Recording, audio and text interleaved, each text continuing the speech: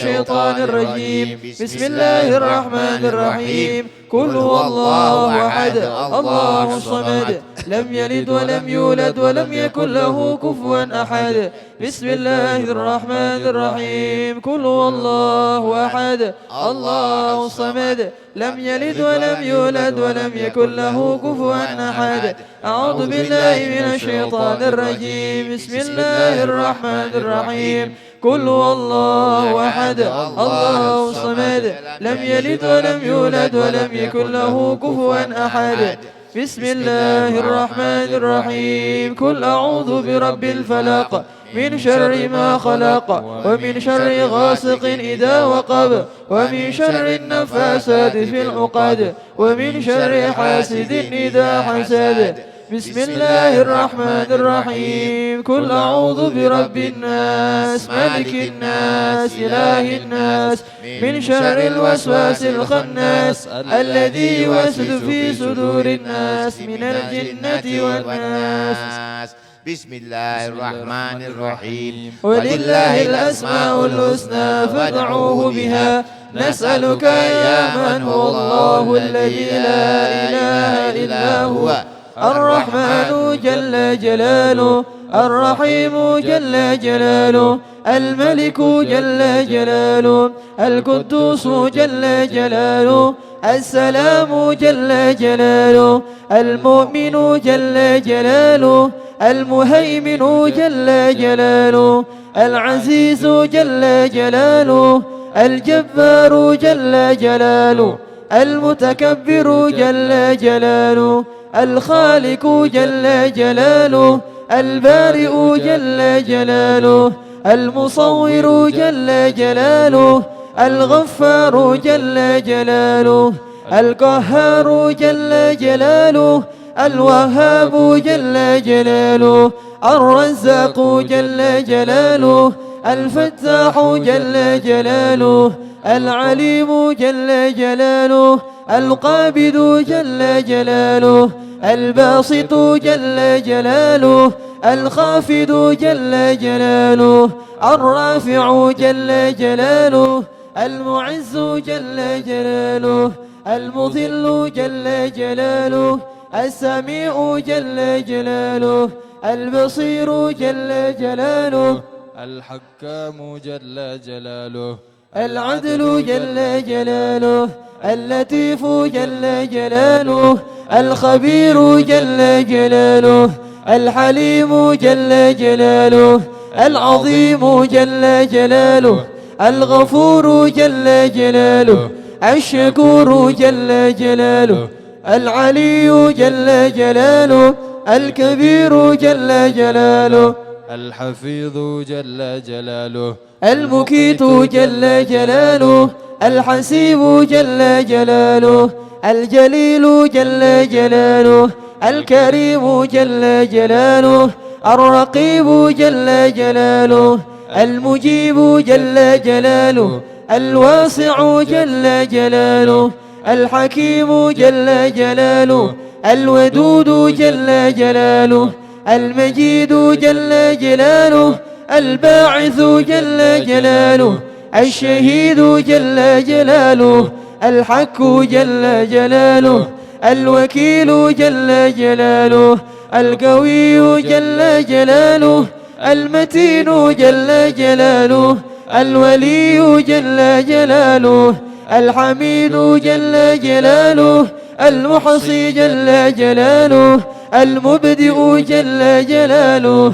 المعيد جل جلاله المحيي جل جلاله المميت جل جلاله الحي جل جلاله القيوم جل جلاله الواجد جل جلاله الماجد جل جلاله الواحد جل جلاله الأحد جل جلاله الصمد جل جلاله القادر جل جلاله المقتدر جل جلاله المقدم جل جلاله المؤخر جل جلاله الأول جل جلاله الأخير جل جلاله الظاهر جل جلاله الباطن جل جلاله الوالي جل جلاله المتعالي جل جلاله البر جل جلاله التواب جل جلاله المنتقم جل جلاله العفو جل جلاله الرؤوف جل جلاله مالك الملك جل جلاله ذو الجلال والإكرام جل جلاله المقسط جل جلاله الجامع جل جلاله الغني جل جلاله المغني جل جلاله المعطي جل جلاله المانع جل جلاله الضار جل جلاله النافع جل جلاله النور جل جلاله الهادي جل جلاله البديع جل جلاله الباقي جل جلاله الوارث جل جلاله الرشيد جل جلاله الصبور جل جلاله الذي لم يلد ولم يولد ولم يكن له كفوا أحد ليس كمثله شيء وهو السميع البصير بسم الله الرحمن الرحيم أسماء النبي صلى الله عليه وسلم اللهم صل وسلم وبارك على من اسمه سيدنا محمد سيدنا أحمد سيدنا حامد سيدنا محمود سيدنا أحيد سيدنا وحيد سيدنا ماحد سيدنا حاشر سيدنا عاكب صلى الله عليه وسلم اللهم صل وسلم وبارك على من اسمه سيدنا طه سيدنا ياسين سيدنا طاهر سيدنا مطهر سيدنا طيب سيدنا سيد سيدنا رسول سيدنا نبي سيدنا رسول الرحمة صلى الله عليه وسلم اللهم صل وسلم وبارك على من اسمه سيدنا قيم سيدنا جامع سيدنا مقتف سيدنا مقفي سيدنا رسول الملاحم سيدنا رسول الراحة سيدنا كامل سيدنا إكليل سيدنا مدثر صلى الله عليه وسلم اللهم صل وسلم وبارك على من اسمه سيدنا مزمل سيدنا عبد الله سيدنا حبيب الله سيدنا صفي الله سيدنا نجي الله سيدنا كليم الله سيدنا خاتم الأنبياء سيدنا خاتم الرسل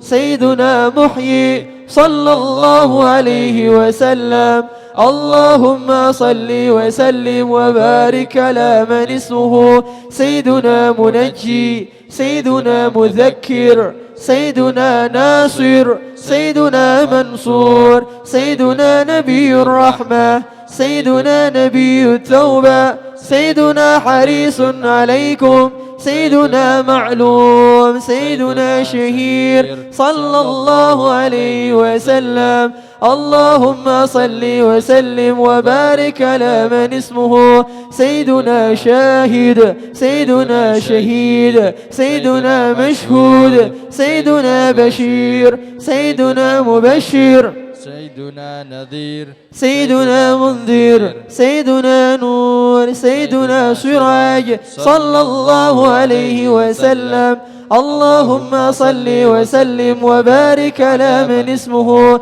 سيدنا مصباح سيدنا هدى سيدنا مهدي سيدنا منير سيدنا داع سيدنا مدعو سيدنا مجيب سيدنا مجاب سيدنا حفي صلى الله عليه وسلم اللهم صل وسلم وبارك على من اسمه سيدنا عفو سيدنا ولي سيدنا حق سيدنا قوي سيدنا أمين سيدنا مأمون سيدنا كريم سيدنا مكرم سيدنا مكين صلى الله عليه وسلم. اللهم صل وسلم وبارك على من اسمه سيدنا متين سيدنا مبين سيدنا مؤمل سيدنا وسول سيدنا ذو قوة سيدنا ذو حرمة سيدنا ذو مكانة سيدنا ذو عز سيدنا ذو فضل صلى الله عليه وسلم. اللهم صل وسلم وبارك على من اسمه سيدنا مطاع سيدنا مطيع سيدنا قدم الصدق سيدنا رحمة سيدنا بشرى سيدنا غوث سيدنا غيث سيدنا غياث سيدنا نعمة الله صلى الله عليه وسلم. اللهم صل وسلم وبارك على من اسمه سيدنا هدية الله سيدنا عروة وثقى سيدنا صراط الله سيدنا صراط مستقيم سيدنا ذكر الله سيدنا سيف الله سيدنا حسب الله سيدنا النجم الثاقب سيدنا المصطفى صلى الله عليه وسلم. اللهم صل وسلم وبارك على من اسمه سيدنا مجتبى سيدنا منتقى سيدنا أمي سيدنا مختار سيدنا أجير سيدنا جبار سيدنا أبو القاسم سيدنا أبو الطاهر سيدنا أبو الطيب صلى الله عليه وسلم. اللهم صل وسلم وبارك على من اسمه سيدنا أبو إبراهيم سيدنا مشفع سيدنا شفيع سيدنا صالح سيدنا مصلح سيدنا مهيمن سيدنا صادق سيدنا مصدق سيدنا صدق صلى الله عليه وسلم. اللهم صل وسلم على سيدنا سيد المرسلين سيدنا إمام المتقين سيدنا قائد الغر المحجلين سيدنا خليل الرحمن سيدنا بر سيدنا مبر سيدنا وجيه سيدنا نصيح سيدنا ناصح صلى الله عليه وسلم. اللهم صل وسلم وبارك على من اسمه سيدنا وكيل سيدنا متوكل سيدنا كفيل سيدنا شفيق سيدنا مقيم السنة سيدنا مقدس سيدنا روح القدس سيدنا روح الحق سيدنا روح القسط صلى الله عليه وسلم. اللهم صل وسلم وبارك على من اسمه سيدنا كاف سيدنا مكتف سيدنا بالغ سيدنا مبلغ سيدنا شاف سيدنا واصل سيدنا موصول سيدنا سابق سيدنا سائق صلى الله عليه وسلم. اللهم صل وسلم وبارك على من اسمه سيدنا هاد سيدنا مهدي سيدنا مقدم سيدنا عزيز سيدنا فاضل سيدنا مفضل سيدنا فاتح سيدنا مفتاح سيدنا مفتاح الرحمة صلى الله عليه وسلم. اللهم صل وسلم وبارك على من اسمه سيدنا مفتاح الجنة سيدنا علم الإيمان سيدنا علم اليقين سيدنا دليل الخيرات سيدنا مصحح الحسنات سيدنا مقيل العثرات سيدنا صحوف عن الزلات سيدنا صاحب الشفاعة سيدنا صاحب المقام صلى الله عليه وسلم. اللهم صل وسلم وبارك على من اسمه سيدنا صاحب القدم سيدنا مخصوص بالعز سيدنا مخصوص بالمجد سيدنا مخصوص بالشرف سيدنا صاحب الوصيلة سيدنا صاحب السيف سيدنا صاحب الفضيلة، سيدنا صاحب الإزار، سيدنا صاحب الحجة، صلى الله عليه وسلم. اللهم صل وسلم وبارك على من اسمه سيدنا صاحب السلطان، سيدنا صاحب الرداء، سيدنا صاحب الدرجة الرفيعة، سيدنا صاحب التاج، سيدنا صاحب المغفر، سيدنا صاحب اللواء، سيدنا صاحب المعراج، سيدنا صاحب القضيب، سيدنا صاحب البراق، صلى الله عليه وسلم. اللهم صل وسلم وبارك على من اسمه سيدنا صاحب الخاتم، سيدنا صاحب العلامة، سيدنا صاحب البرهان، سيدنا صاحب البيان، سيدنا فسيح اللسان، سيدنا مطهر الجنان، سيدنا رؤوف رحيم، سيدنا أذن خير، سيدنا صحيح الإسلام، صلى الله عليه وسلم. اللهم صل وسلم وبارك على من اسمه سيدنا سيد الكونين، سيدنا عين النعيم، سيدنا عين الغر، سيدنا سعد الله، سيدنا سعد الخلق، سيدنا خطيب الأمم، سيدنا علم الهدى، سيدنا كاشف الكرب، سيدنا عز العرب، سيدنا صاحب الفرج، صلى الله عليه وعلى آله.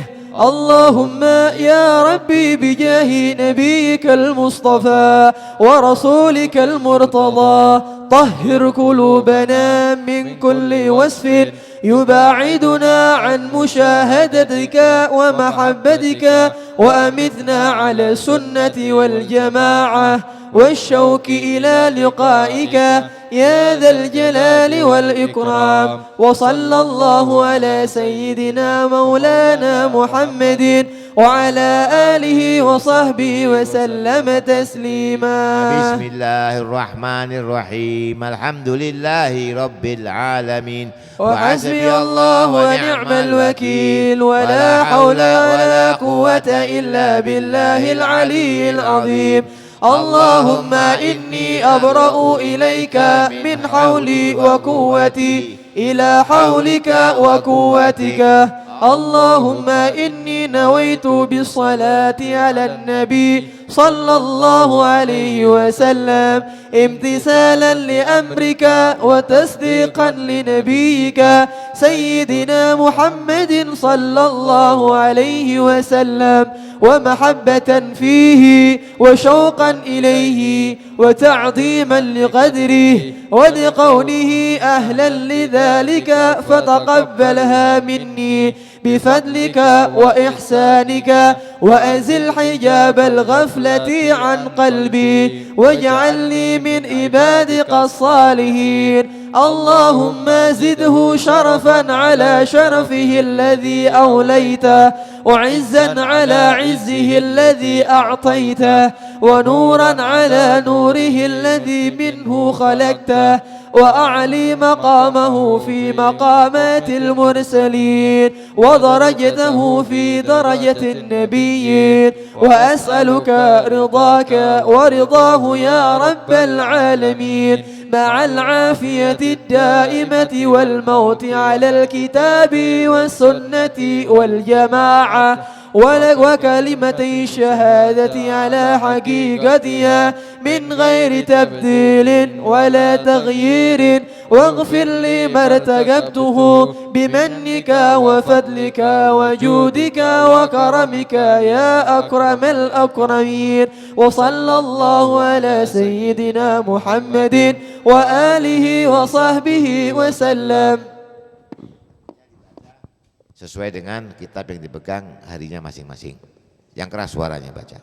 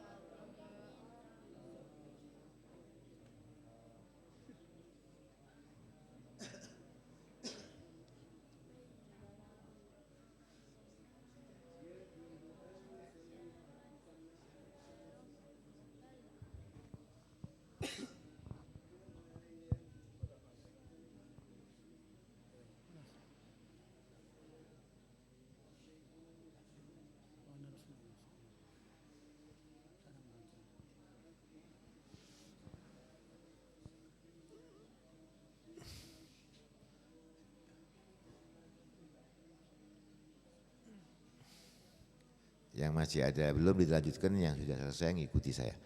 Bismillahirrahmanirrahim. Allahumma salli ala badrit tamam, Allahumma salli ala nuril dhalam, Allahumma salli ala miftahi daris salam, Allahumma salli ala syafi'i fi jami'il anam, Allahumma salli ala badrit tamam, Allahumma salli ala nuril dhalam, Allahumma salli ala miftahi daris salam, Allahumma salli ala syafi'i fi jami'il anam, اللهم صل على بدر التمام، اللهم صل على نور الظلام، اللهم صل على مفتاح دار السلام، اللهم صل على الشفيع في جميع الأنام، اللهم صل على بدر التمام، اللهم صل على نور الظلام، اللهم صل على مفتاح دار السلام، اللهم صل على الشفيع في جميع الأنام، اللهم صل على بدر التمام، اللهم صل على نور الظلام، اللهم صل على مفتاح دار السلام، اللهم صل على الشفيع في جميع الأنام، اللهم صل على بدر التمام، اللهم صل على نور الظلام، اللهم صل على مفتاح دار السلام، اللهم صل على الشفيع في جميع الأنام، اللهم صل على بدر التمام، اللهم صل على نور الظلام، اللهم صل على مفتاح دار السلام، اللهم صل على الشفيع في جميع الأنام، اللهم صل على بدر التمام، اللهم صل على نور الظلام، اللهم صل على مفتاح دار السلام، اللهم صل على الشفيع في جميع الأنام، اللهم صل على بدر التمام، اللهم صل على نور الظلام، اللهم صل على مفتاح دار السلام، اللهم صل على الشفيع في جميع الأنام، اللهم صل على بدر التمام، اللهم صل على نور الظلام، اللهم صل على مفتاح دار السلام، اللهم صل على الشفيع في جميع الأنام، اللهم صل على بدر التمام، اللهم صل على نور الظلام، اللهم صل على مفتاح دار السلام، اللهم صل على الشفيع في جميع الأنام، اللهم صل على بدر التمام، اللهم صل على نور الظلام، اللهم صل على مفتاح دار السلام، اللهم صل على الشفيع في جميع الأنام، اللهم صل على بدر التمام، اللهم صل على نور الظلام،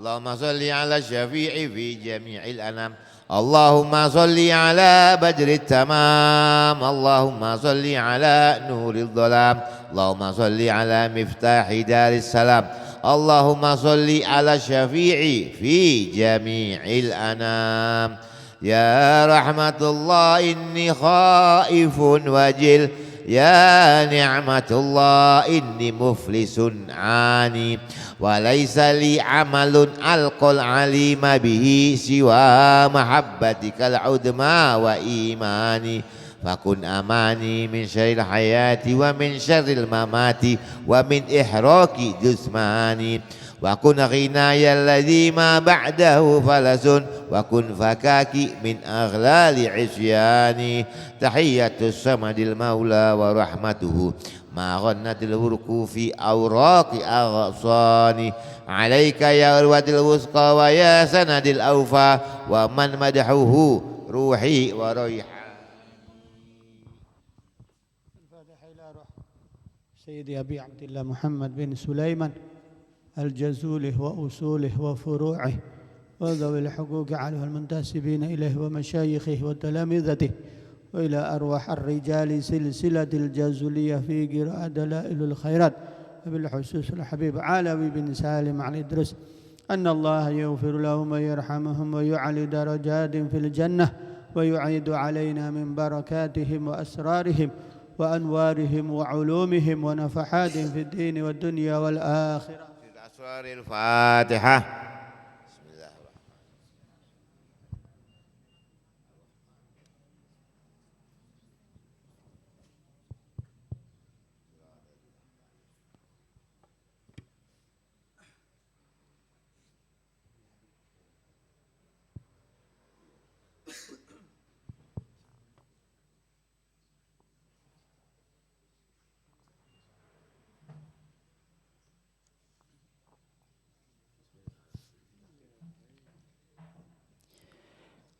يا رب ما قد وصفا بمحمد اغفر لنا يا سامعا لدعانا يا رب ما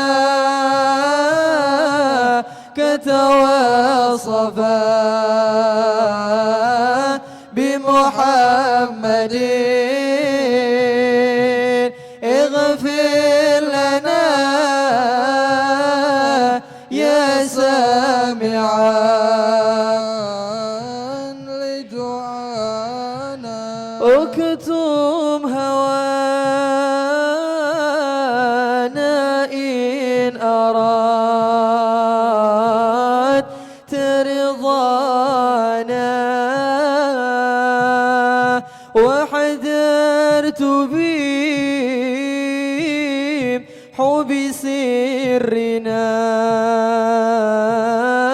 لسوانا يا رب ما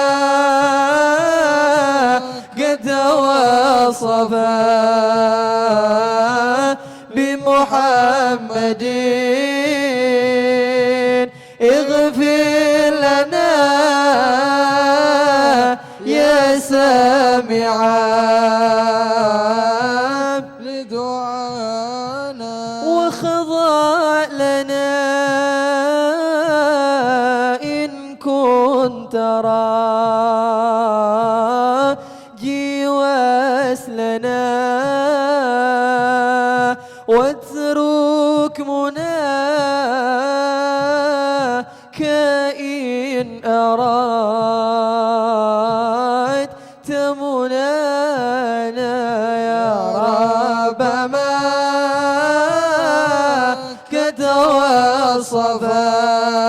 كتواصفا بمحمد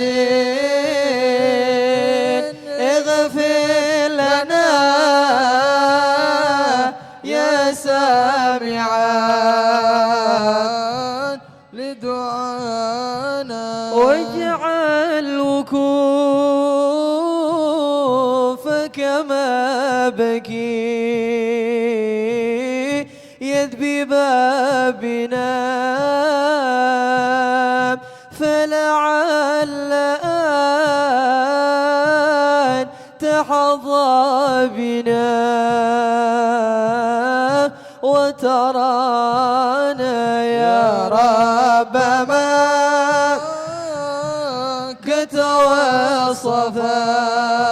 كتواصفا بمحمد اغفر لنا يا سامعا لدعانا يا رب ما قد وصف بمحمد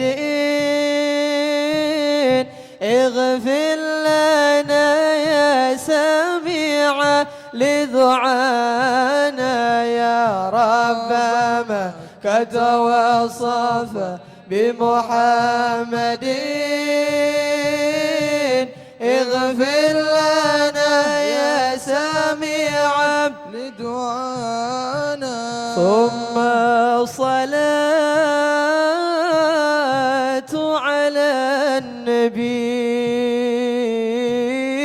وآله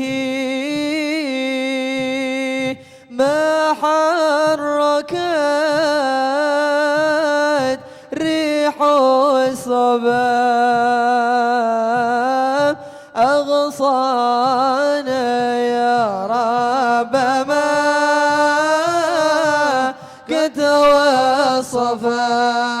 كتواصفا بمحمد اغفر لنا يا سامعا لدعانا إلهي بجاه الأنبياء والملائكة وبالأولياء جد لنا بالإجابة إلهي بجاه الأنبياء ملائكة لنا بالإجابة إلهي توسلنا بقرآنك الكريم تنور بصيرتي وسمعي ومكلتي إلهي بجاه الأم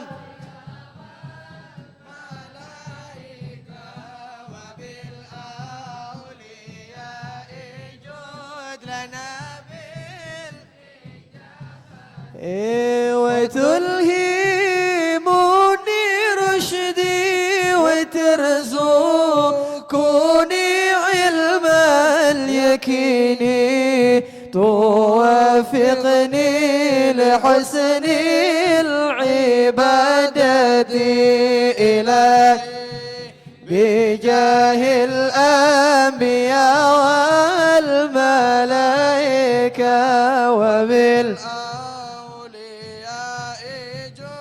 لنا بالإجابة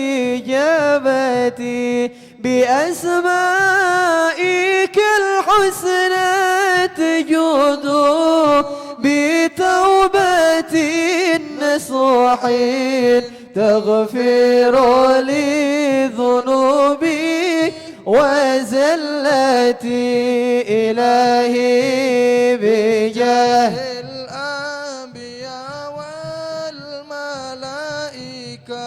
وبالأولياء جود لنا الله وتندورني في كل حال ولمحة تنجي بها من حول يوم القيامة إلهي بجاه الأنبياء وبالأولياء جود لنا بفضلك بشرني بحسن الخواتم وبالرحمة تدخلني بدار الإقامة إلهي بجاه الأنبياء والملائكة وبالأولياء جود لنا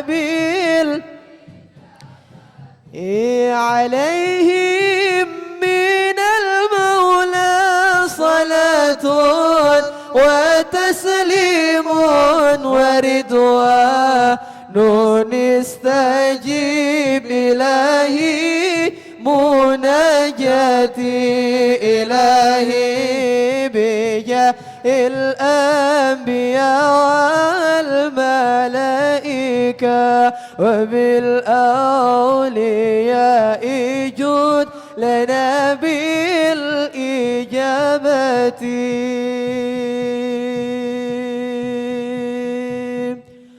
اللهم صل وسلم وبارك عليه وعلى آله.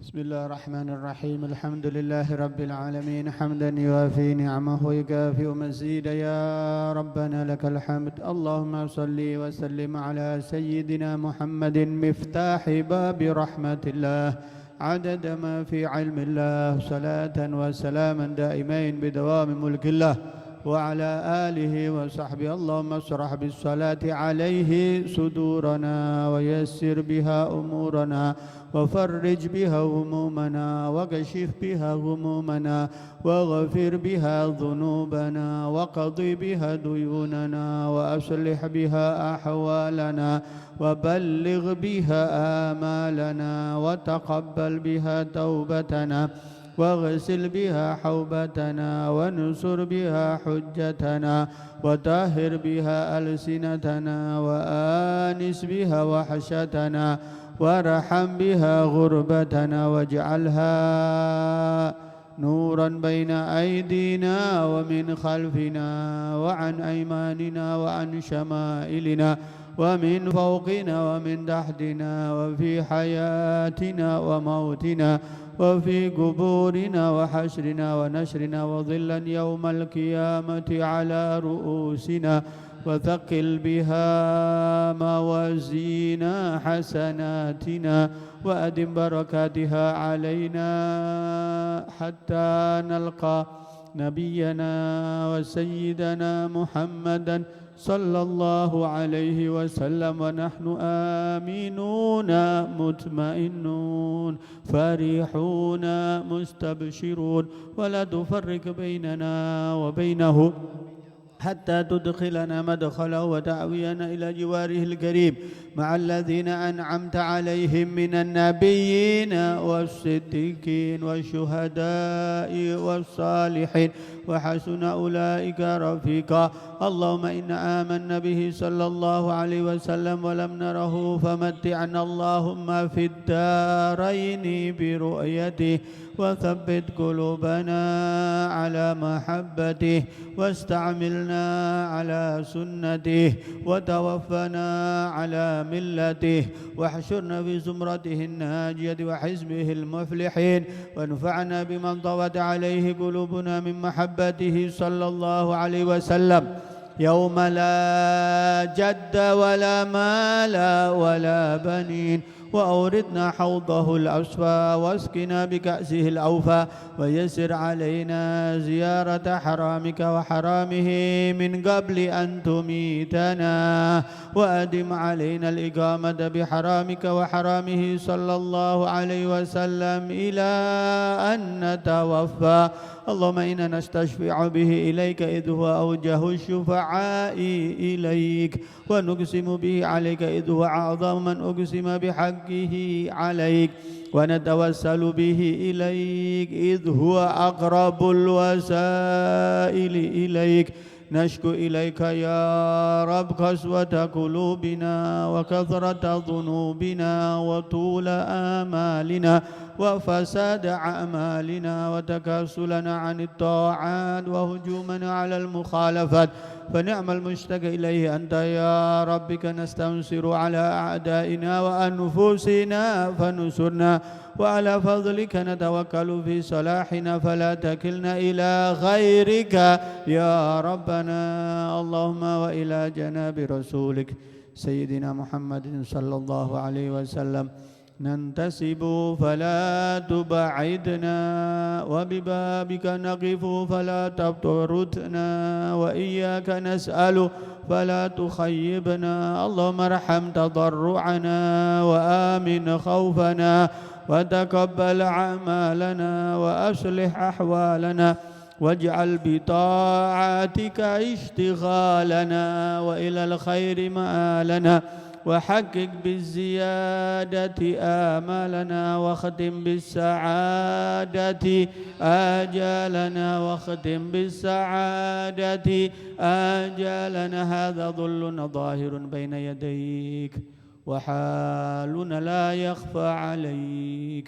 أمرتنا فتركنا ونهيتنا فارتكبنا ولا يسعنا إلا عفوك فاعف عنا فاعف عنا يا خير معمول وأكرم مسؤول إنك عفو غفور رؤوف رحيم يا أرحم الراحمين يا أرحم الراحمين يا أرحم. اللهم تقبل وأوصل وهدي وبلغ ثواب ما قرأنا من لا إله إلا الله ما سبحنا وما قرأنا من آية الكرسي والثلاث من قل والله أحد والمعوذتين وأسماء الحسنى وأسماء النبي والصلاة على النبي صلى الله عليه وسلم في هذا المعهد المبارك هدية وصلة ورحمة نازلة وبركة شاملة نقدم ثواب ذلك نحدي إلى حضرة حبيبنا وشفيعنا وقرة أعيننا سيدنا محمد صلى الله عليه وسلم ثم إلى أرواح آبائه وإخوانه من الأنبياء والمرسلين، ثم إلى أرواح أهل بيت رسول الله وأزواج رسول الله وأصحاب رسول الله من المهاجرين والأنصار وأصولهم وفروعهم، ثم إلى أرواح سيدتنا خديجة الكبرى وسيدتنا عائشة الرضا وسيدتنا فاطمة الزهراء وسيدنا الإمام علي كرم الله وجهه، سيدنا الحسن وسيدنا الحسين وإخوانهما وأصولهم وفروعهم وذوي الحقوق عليهم والمنتسبين إليهم، ثم إلى أرواح سيدنا الحمزة وسيدنا العباس وسيدنا جعفر الطيب وسيدنا أبو بكر الصديق وسيدنا عمر بن الخطاب وسيدنا عثمان بن عفان وسيدنا الإمام علي زين العابدين وسيدنا الإمام محمد الباقر وسيدنا الإمام جعفر الصادق والإمام علي الأريضي وسيدنا الإمام موسى الكاظم، ثم إلى أرواح أهل البكي وأهل المعلى وأهل زنبل وأهل فرد وأهل الأحد وأهل أقدر وأهل ترب بشر وأهل شبيكة، ثم إلى أرواح أهل شهداء البدر والأحد وأهل بيعة الرضوان، ثم إلى أرواح سيدنا المهاجر إلى الله أحمد بن عيسى وسيدنا علي بن علوي خالق وسيدنا محمد صاحب مربات وسيدنا علي وسيدنا علوي عم الفقيه وسيدنا الفقيه المقدم محمد بن علي بعلوي، ثم إلى أرواح سيدنا مقدم ثاني الحبيب الرحمن محمد السقاف، ثم إلى سيدنا أبو بكر السكران وسيدنا عمر المحضار وسيدنا علوي وسيدنا عقيل وسيدنا عبد الله وسيدنا الحبيب عبد الله بن أبي بكر السكران وسيدنا علي بن أبي بكر السكران وسيدنا أحمد بن أبي بكر السكران، ثم سيدنا أحمد بن علوي مولى مريم وأصولهم وفروعهم وذوي الحقوق عليهم المنتسبين إليهم، ثم إلى أرواح أولياء من الأقطاب والأمجاد والأفضل من شهداء البني من جميع الأولياء في مشارق الأرض ومغاربها جميع صوفي حينما كان وكانت أرواحهم، ثم إلى أرواح سيدي الشيخ عبد القادر الجيلاني وسيدي علي بن عبد الله الشاذلي وسيدي أبي عبد الله محمد بن سليمان الجزولي ومشايخه وتلاميذه، وإلى أرواح الرجال سلسلة الجزولية في قراءة لا إله إلا الخيرات، ثم إلى أرواح أولياء السلام والإسلام، ثم إلى أرواح جميع الأولياء في هذه البلدة وبالخصوص الحبيب عبد القادر بن محمد بن عبد الله بن عبد القادر بالفقيه، ثم إلى الحبيب علوي بن سالم علي الحبيب أحمد بن سالم الحسن بن سالم علي، ثم إلى الحبيب عمر بن حسين باقر، ثم إلى أرواح mari kita sebut ahli kubur kita masing-masing, ثم إلى أرواح سيد الوالد والدة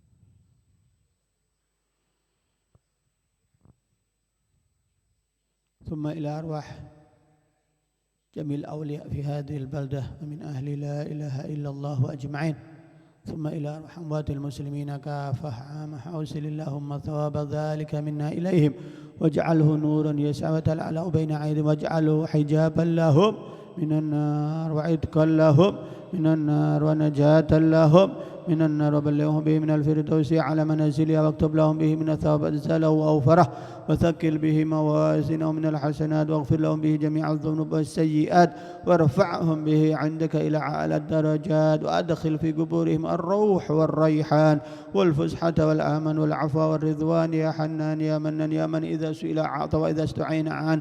اللهم اجعل آخر كلامنا من الدنيا عند انتهاء آجالنا قولا لا إله إلا الله، واجعل آخر كلامنا من الدنيا عند انتهاء آجالنا قولا لا إله إلا الله محمد رسول الله صلى الله عليه وسلم.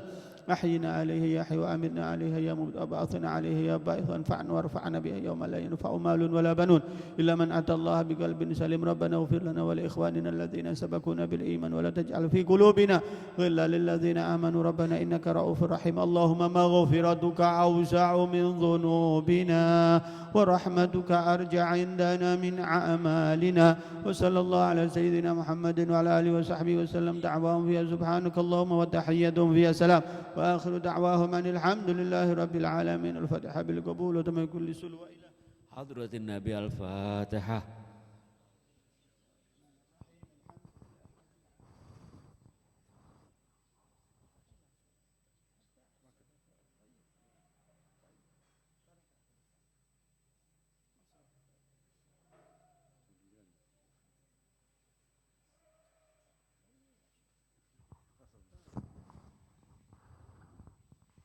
Bismillah, alhamdulillah, wassalatu wassalamu ala rasulillah Sayyidina Muhammad bin Abdullah wa ala alihi wa sahbihi wa man wala amma ba'du. Alhamdulillah, kita telah menyelesaikan rangkaian rutinan kita setiap Sabtu Wage, pembacaan Dalailul Khairat,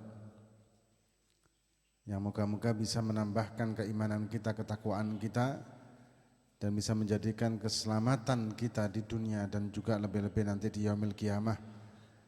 Dan moga-moga bisa menambahkan kecintaan kita kepada Allah, kecintaan kita kepada Nabi Muhammad SAW, dan bisa menjadikan kita layak untuk masuk ke dalam rombongan Nabi kita Muhammad SAW. Dan alhamdulillah, setelah sekian lama kita libur, alhamdulillah kita mendapatkan kesempatan lagi, dan insya Allah moga-moga bisa istiqomah kembali. Dan memang kita, seluruh dunia sekarang ini memang terkena musibah yang luar biasa. Musibah yang menggugah hati kita sebetulnya, dan membuka pemikiran kita, menyadarkan diri kita bahwa kita ini ternyata tidak ada artinya di hadapan Allah Subhanahu wa taala. Kita ini hanya sekedar makhluk yang lemah, yang tidak ada apa-apanya. Kita ini hanya sekedar makhluk hamba yang merupakan ciptaan, dan kita terserah Sang Pencipta apa yang akan dikehendakinya. Dan terbukti kita kalah dengan, bukan kalah, maksudnya kita ribut dan ruwet sekarang ini dengan satu makhluk yang mungkin tidak bisa kita lihat dengan mata telanjang, tapi bisa melihat dengan suatu alat tertentu. Kecil banget intinya. Makhluk Allah juga, karena semuanya kullu ma siwallah makhluk. Semua selain Allah adalah makhluk. Nah, dan ternyata kita kocar-kacir, kalang kabut dengan makhluk Allah yang lain, yang kecil banget, yang bahkan tidak bisa kita lihat dengan mata telanjang. Ini menggugah pikiran kita harusnya. Dan harusnya ini menyadarkan kita. Dan cukuplah ini sebagai peringatan untuk kita kembali ke jalan Allah.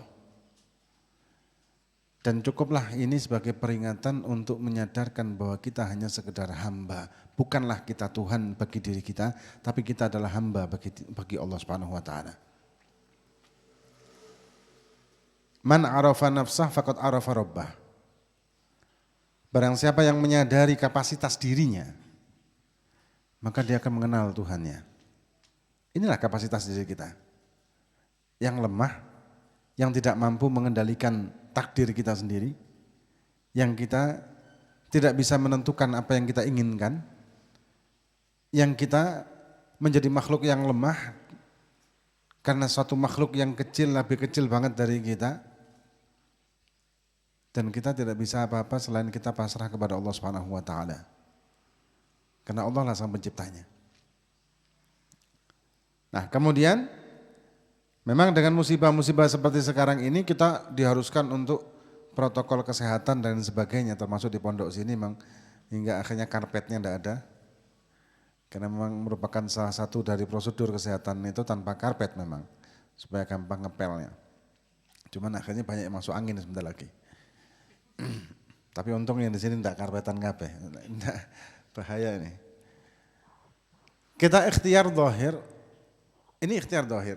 Dengan kita cuci tangan, kemudian pakai masker, kemudian kita menjaga imunitas tubuh kita dan lain sebagainya, ini ikhtiar zahir yang harus memang kita lakukan.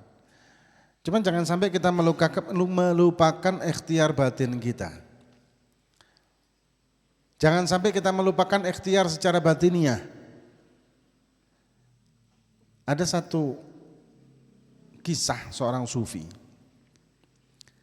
Ketika seorang sufi, guru tariqah, guru sufi ini tanya sama murid-muridnya, ketika kamu jalan di satu padang, kemudian kamu dikejar oleh anjing penjaga padang itu, atau ladang, dikejar. Apa yang kamu lakukan? Murid-muridnya bertanya, apa menjawabnya dengan macam-macam. Ya saya lempar batu, saya begini, saya begitu. Kata sang Syekh, habis waktumu dengan cara itu. Terus bagaimana ya Syekh? Panggil pemiliknya. Panggil pemiliknya, pemilik anjing tersebut dan katakan bahwa anjingnya mengganggumu. Dengan satu kali panggilan oleh sang pemilik, maka anjing tersebut tidak akan pernah mengganggumu lagi. Dalam arti apa? Ketika kita sekarang kena wabah musibah dari makhluk Allah yang lain, ikhtiar yang paling luar biasa di samping ikhtiar zahir ini, memang perlulah ikhtiar zahir, maka kita juga wajib ikhtiar untuk memohon kepada sang pemiliknya untuk bisa menyelamatkan kita dari makhluk tersebut. Untuk bisa menjadikan kita sehat afiat lagi. Bisa menjadikan hidup kita menjadi normal lagi. Bisa menjadikan pengajian, majelis, taklim, maulid dan lain sebagainya menjadi normal kembali. Minta sama yang punya. Minta sama sang pemiliknya. Minta sama sang penciptanya yang juga pencipta kita. Bukan cuma ikhtiar zahir aja. Tapi ikhtiar batin ini penting. Selama ini kita hanya bingung dengan zahir. Dengan prosedur kesehatan, protokol kesehatan, iya enggak apa-apa. Cuman ngaji juga enggak, wirid juga enggak, zikir enggak, dalailan juga enggak, istighosah enggak, manakiban enggak, majelis taklim enggak. Semuanya sudah libur semuanya dan kita juga tidak melakukannya di rumah kita.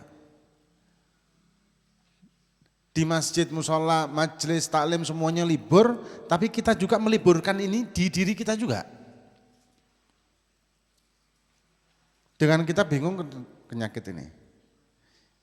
Kan harusnya kita juga tidak meliburkan diri kita untuk mendekatkan diri dengan amaliyah kepada Allah Subhanahu wa taala dengan cara apapun yang memungkinkan. Tapi kenyataannya kan tidak. Majelis libur ya kita libur juga. Dalam arti kita tidak ngaji online, enggak. Ya memang enggak bisa ngaji di majelis karena enggak boleh misal, tapi enggak ngaji online. Tapi enggak berusaha untuk nyari guru-guru yang dulu misalkan dia dulu ngaji sama siapa, kiai siapa, habib siapa, kemudian mereka punya channel, maka kita ngaji lagi dengan online, kan bisa toh. Dalailan, enggak bisa dalail, karena enggak memungkinkan lagi misalkan, kemarin-kemarin, tapi kita kan tetap bisa baca dalail. Enggak punya bukunya, download. Seberapa mudah sekarang ini sebetulnya. Sangat mudah. Kita tidak bisa manakiban, kita bisa baca sendiri manakib di rumah. Kita tidak bisa rotipan, biasa majelis rotib dan sholawat, baca sendiri kan bisa di rumah. Jadi intinya, jangan terus kita menghentikan aktivitas kita yang bersama-sama, begitu juga kita menghentikan aktivitas kita sendirian. Dalam hal mendekatkan diri kepada Allah Subhanahu wa taala karena ketakutan terhadap makhluk Allah yang lain. Kan logikanya nggak nyambung sebetulnya. Kita takut sama makhluk Allah yang lain, tapi kita menjauhkan diri dari Allah, sang penciptanya. Harusnya ketika kita takut sama makhluk Allah yang lain, juga kita semakin mendekat kepada sang penciptanya, untuk mendapatkan perlindungan dari sang pencipta. Harusnya kan begitu, tapi kenyataannya, bahkan sholat aja perai kok. Kan gak sholat apa? Corona aja. Wah, ini memang alasan ya. Orang ini berarti memang malas sholat cuma alasan aja corona. Tapi nang pasar sergap. Buka toko sergap. Sholat jamaah di rumahnya corona. Jadi ono lah alasan-alasan untuk kita ini menjauhkan diri kepada Allah Subhanahu wa taala. Ada aja lah. Padahal harusnya seyogyanya kita dengan kondisi seperti ini mohon perlindungan kepada sang pencipta yang menciptakan semuanya. Perkara kita nanti kena, ya moga-moga enggak, moga-moga kita dilindungi oleh Allah. Andai kata kena itu sudah takdir ketentuan Allah, mau ngapain kita? Semuanya itu sudah ditentukan oleh Allah.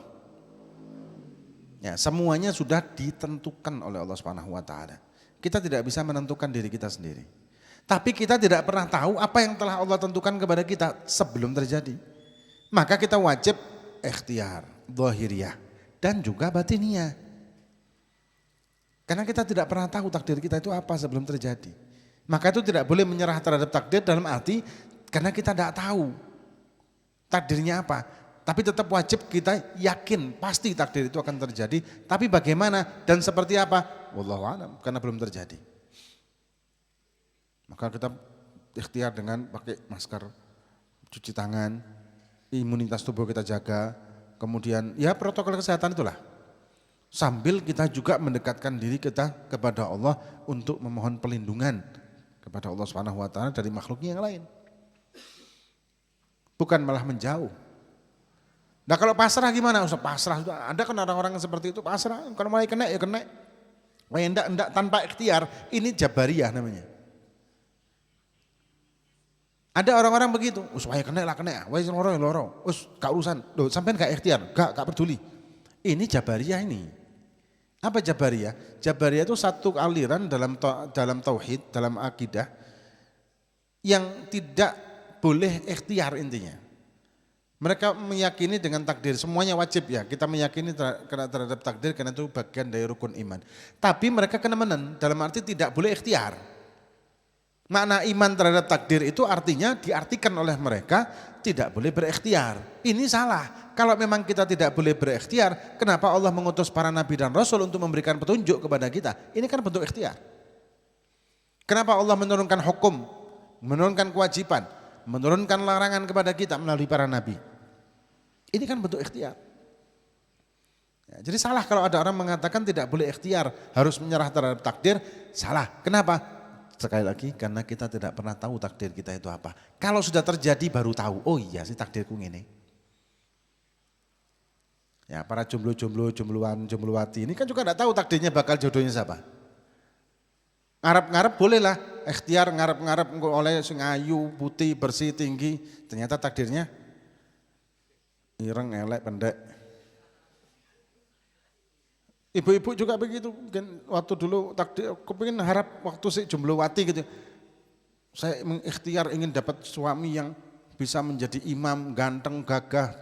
Ternyata jadi makmum. Wes gak gagah. Ya wes ikut takdir. Yang sudah terjadi ya sudah, berarti itu takdirnya, terimaan sudah. Nah, jadi kita tidak bisa menyerah terhadap takdir sebelum terjadi. Kalau sudah terjadi itulah takdir dan kita lapang dada terhadap apa yang sudah terjadi. Perkara kita perbaiki di depannya itu memang bentuk ikhtiar lagi. Waduh ternyata aku olehnya kok wong wedok sing ireng, aku sing arep-arep putih. Kan banyak pemutih sekarang ini kan. Ya pakai apa namanya? Klorok apa itu namanya ya? Enggak tahu lah apa namanya itu. Kan bisa, maksudnya bisa diikhtiari lagi. Oh ternyata suamiku gak ganteng, dia kan bisa diganteng. No, saya kamera aja bisa bikin ganteng kok. Ya foto aja suaminya cek ganteng terus dicetak tempel no. Ganteng terus bisa jadi topeng gitu ya, ganteng terus sudah. Intinya apa? Ikhtiar itu ketika belum terjadi takdirnya. Dan pasti takdir itu akan terjadi. Tapi kita tidak pernah tahu, maka kita tidak boleh menyerah terhadap takdir. Dan ikhtiar bukan cuma zahir, ikhtiar itu juga batin. Karena kita adalah makhluk dan kita berikhtiar untuk meminta perlindungan kepada Allah dari makhluk yang lain, maka kita harus ikhtiar juga kepada Allah dan makin mendekatkan diri kita kepada Allah. Dan ini moga-moga dengan barokah para habaib yang hadir, para kiai yang hadir, moga-moga Allah Subhanahu wa taala bisa menjadikan diri kita orang-orang yang semakin semangat untuk mendekatkan diri kita kepada Allah Subhanahu wa taala, semakin semangat untuk berjuang, berikhtiar untuk bisa melindungi diri kita, keluarga kita dan juga para ulama-ulama kita dari hal-hal yang bisa menjadikan kemurkaan Allah Subhanahu wa taala, dan moga-moga Allah Subhanahu wa taala mengangkat bala musibah dari negeri kita, dari seluruh dunia, dan moga-moga Allah Subhanahu wa taala memberikan kita semua sehat afiah, panjang umur fi taatillah, dan moga-moga kita nanti di yaumil qiyamah bisa bersama-sama dipimpin para guru-guru kita, para kiai kita, habaib kita masuk ke dalam rombongan Nabi kita Muhammad sallallahu alaihi wasallam, dan kita diakui oleh Nabi sebagai umatnya zahir batin dunia dan akhirat. Wallahu a'lam. لا إله إلا الله الموجود في كل زمان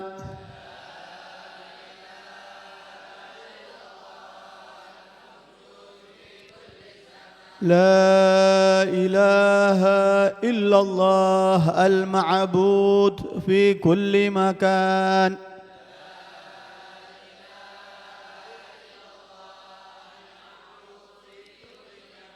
لا إله إلا الله المذكور بكل لسان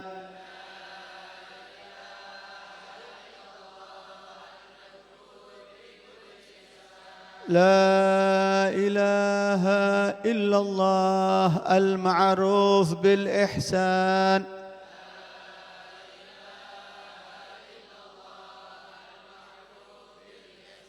لا إله إلا الله كل يوم هو في شان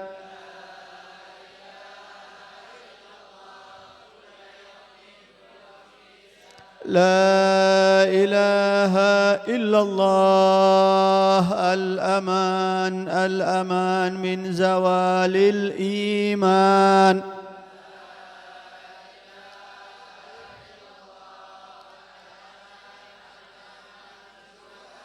ومن فتنة الشيطان يا قديم الإحسان كم لك علينا من إحسان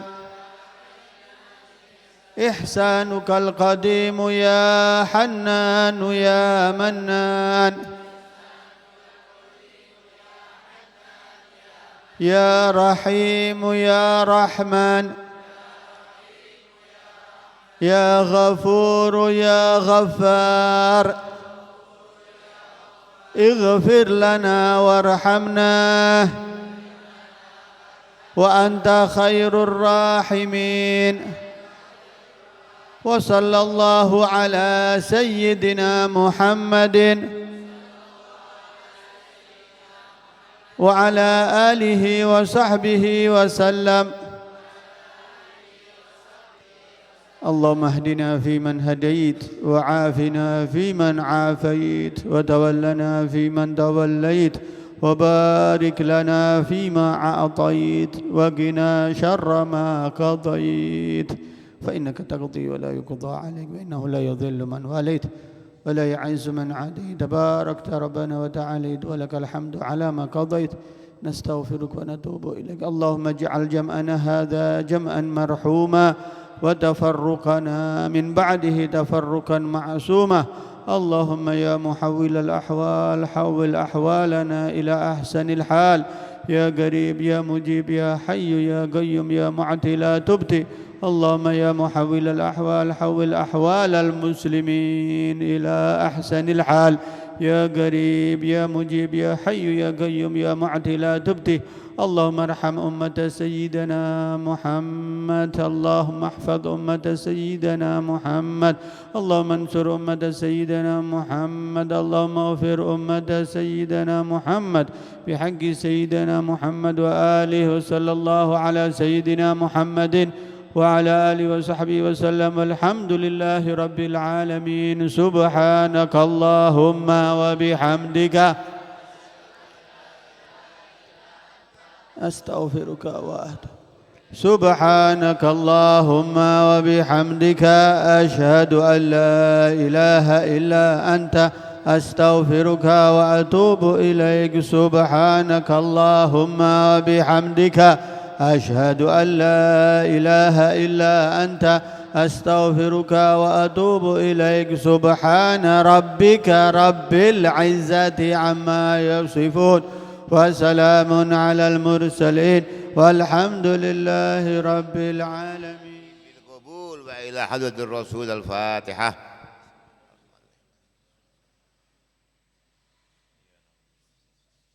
اللهم صل على سيدنا محمد.